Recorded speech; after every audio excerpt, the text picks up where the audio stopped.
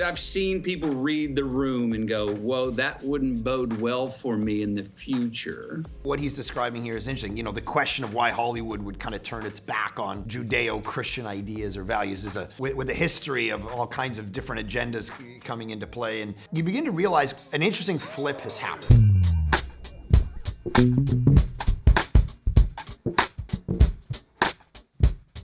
Hey guys, Pastor Mark Reacts here. We are doing a video talking about Joe Rogan and Matthew McConaughey. All right. And we're talking about religion, spirituality, left, right. Hope you enjoy it. Am I wrong here? You are religious in some way. Like a priest or absolutely. pastor. And I want to bring this up in this day and age when people go, no, I'm not religious, I'm only spiritual. You know what the Latin root of religion is? Re-legare. And legare means to bind together. Re means again. Well, in a world that's saying I'm only spiritual because I want unity, that's exactly what religion means. We bastardized the meaning of it over time, and we've excluded people, and we've corporatized it and such. But yes, I am religious. That character, you know, I had written stories. I'd written a college paper called John Wayne Goes West, and it was about how can you be a believer in a world of science. And I remember writing things like during the making of that movie, like science is the practical pursuit of God. The two are not exclusive. They dance together. They go together. I agree with that. McConaughey. All right. And I never saw those as contradictions. Yeah, science, obviously, I believe that science moves us toward faith rather than the opposite, the more we look into it. And we've seen that over the last, 100 years as we've looked more into biology and more into cosmology and more into morality and more into all these things. They keep raising evidence for God versus, disproving God's existence, which is fascinating.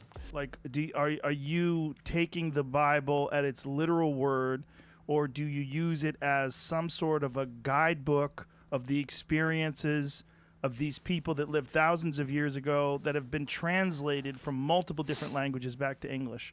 And is there wisdom in those translations? Is there wisdom in those original thoughts, these thousands of years of people contemplating and mulling on these things, and that so many have used these as a scaffolding for morals and ethics and for societies?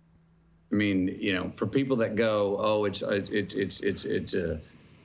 circus book, or people that non-believers, and I'm like, well, it's still the best one going. There's a lot of great truths that come out of the Bible, and it is open for, and a lot of people, it has been interpreted and reinterpreted. It has been translated. It has been handed down.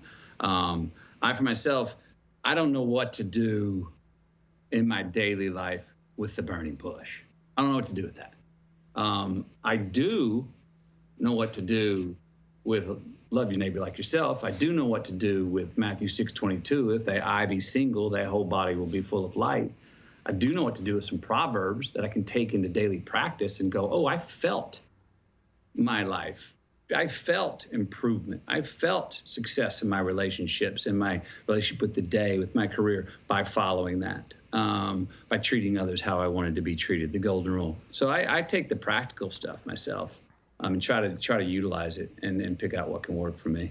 When you say you don't know what to do with the burning bush, like what do you mean by that?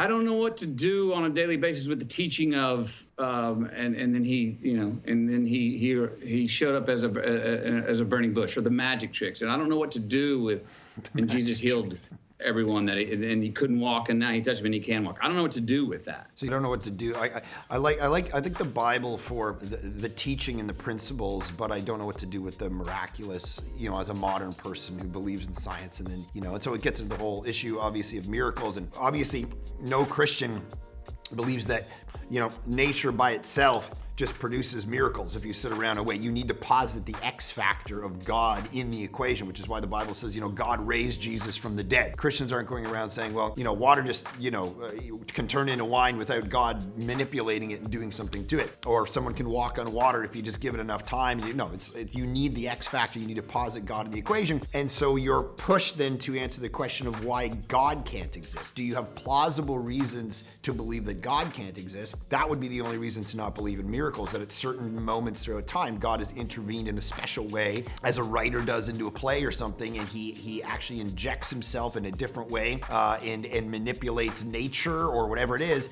and that's really all you're doing. And so to say miracles can't, and I'm not saying that's what McConaughey is saying, but to say miracles can't happen or don't make any sense, you would have to disprove the existence of God for that. And so he's saying, I like the Bible for its principles, for what it does for my modern Western life. But of course, that ends up kind of biting back a little bit if that's all it is, because of course Christianity isn't about just the teachings of Jesus. They're about the death and resurrection of Jesus. And so if Jesus didn't, that's the central claim of Christianity. If it's just about the teachings of Jesus, love your neighbor, love your enemy, pray for those who persecute you, then Christianity is just one idea in the marketplace of different philosophical religious ideas. But if it's based on this historical moment where he rose from the dead that vindicates all his teaching and makes him go, I'm the only way to God, I'm God incarnate, all of these implications that aren't comfortable for the modern life. They're not comfortable for just the way we're going to take it and say, I like the teachings, but I don't necessarily like everything else about it. That's not really the way it works. And so you've got to be kind of scandalized by, no, it's more than just some ideas and some philosophical,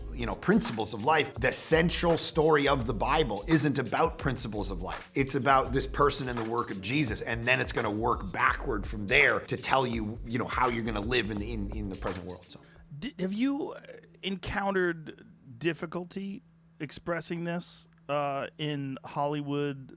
Hollywood is predominantly left-wing and very secular or Jewish in some circles, but it's not like a place where Christian fundamental values are espoused openly. A lot of Jewish folks are in Hollywood, and that seems to be okay with a lot of people, but some other religions, particularly if you're a fundamentalist Christian or if you have Christian values, a lot of people frown upon that. Why do you think that is, and have you had difficulties with that? I don't know. I haven't had difficulties. I have had, and I won't throw any people under the bus, but I have had moments where I was on stage receiving an award in front of my peers in Hollywood. And there were people in the crowd that I have prayed with before dinners many times. And when I thank God, I saw some of those people go to clap, but then notice that, whoa, it's going to be a bad thing on my resume, and then sit back on their hands. Oh, wow.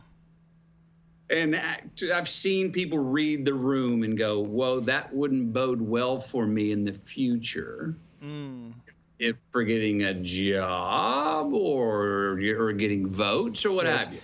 It's interesting that the culture today, and I was thinking about this recently in regard to some major questions. We did a sermon series a little bit ago called Anything Goes, and it was the top kind of questions the internet had for us as a church around Christianity. And you had these, really hot topics talked about. And I realized that what he's describing here is interesting. The question of why Hollywood would kind of turn its back on Judeo-Christian ideas or values that's a longer video with a history of all kinds of different agendas coming into play. And you begin to realize an interesting flip has happened. So Christianity used to be seen culturally as kind of this moral center point. It was the heart of a culture. It was seen as like pious, and there'd be, people were, and so they weren't, as out there. They were very kind of almost made fun of, like you had this kind of version of truth, but everyone knew that they were kind of the ones that were probably maybe immoral, and that Christians were the moral group, the Ned Flanders kind of group. And now a flip has happened, which is interesting. The progressive culture of Hollywood, as he's talking about, now looks to Christianity not as simply, hey, there's this little conservative thing going on over there and it's whatever. It's that now Christianity is immoral. And they're now playing the judge and jury and looking at Christianity and saying the fact that it's exclusivistic is wrong. The fact that its view of sexuality or men and women or whatever the thing is, it's actually immoral to believe those things. It's immoral to believe in hell. It's immoral to believe in Jesus as God. It's actually immoral. And so we're the moral ones, and we're casting judgment on what used to be seen as the kind of little, it's like, no, that's the weird idea now. And an interesting flip has happened where I think part of what's driving that, of course, a bigger conversation about the autonomous self and individualism and those kind of things have now taken the priority in our life versus the collective.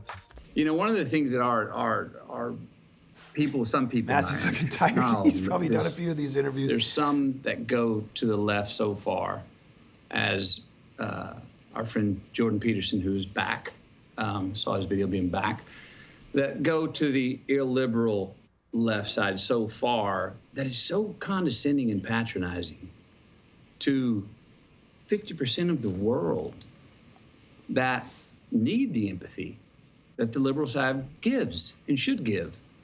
To throw somebody's, illegitimize them because they say they are a believer, it's just so arrogant. And in some ways hypocritical to me. So I haven't run into, I haven't head-butted trouble on that, but I've always, look, my career, I've pretty much gone my own path. And yeah, I mean, part of the tension he's feeling is this sense of like what he calls, the liberal ideology is he's saying it becomes hypocritical or condescending because the messaging, it tends to be, and of course this is an argument, especially in the US, the tendency is to think, and it's probably true, that most media conglomerates, most voices in regard to, a writer years ago, philosopher said, I'd rather write the songs of a culture than write its laws. Meaning if you want to influence people, it's probably not just through the law courts that you're going to do it. It's actually more so through podcasts and movies and television and media streams. And of course that is, arguably owned by more of a leftist ideology in the population in regard to news outlets, Hollywood, all of that kind of stuff. And so he's saying that when you're just hit with that worldview all the time, then anybody who doesn't believe that worldview is it's seen as a very tolerant worldview, of course, until you raise your hand and go, hey, I'm part of it, and then you're seen as like a leper. It's like, wait a minute, you're not reading the prompter, man. You didn't get the script of what we as a collective believe, even though we say one of the central ideas and core ideas, of course, is tolerance and inclusion and all of that. People stand up and they say, well, I don't actually agree with everything that you believe, and then it's like, well, all of a sudden they're not tolerated and they're not included. So it becomes this, and that's why he's saying it becomes this hypocritical worldview as well. And so I think there's a reaction where he's saying, look, 50% of the population, he's saying is probably more conservative in their ideologies in certain ways, whether that's theological or political or economic or whatever. And you laugh at them so much so, and I think, he's talked about this before in 2016 with the election of Trump and how all the media outlets and all the thinkers at the time were like, this will never happen. It can't happen. It's a joke. And then it happened, and there was like, literally, I remember watching the election that night, and the newscasters were looking into the camera going like, we've misunderstood half of our country. We've actually we haven't understood the way they think, what they value, how they process things, and we've written them off. And even the New York Times came out when Trump was elected and said, look, we realize now all of our articles are written with this leftist kind of perspective. We're going to change our ways, and that lasted, about a week or two, I think. So anyway, so I think anyone who's kind of, as McConaughey has claimed to be a centrist or a little bit more to the right in regard to ideology feels it and definitely feels the hypocrisy and the judgmentalism from that other side. And they're starting to try to figure out, oh, okay, how do we function in this reality?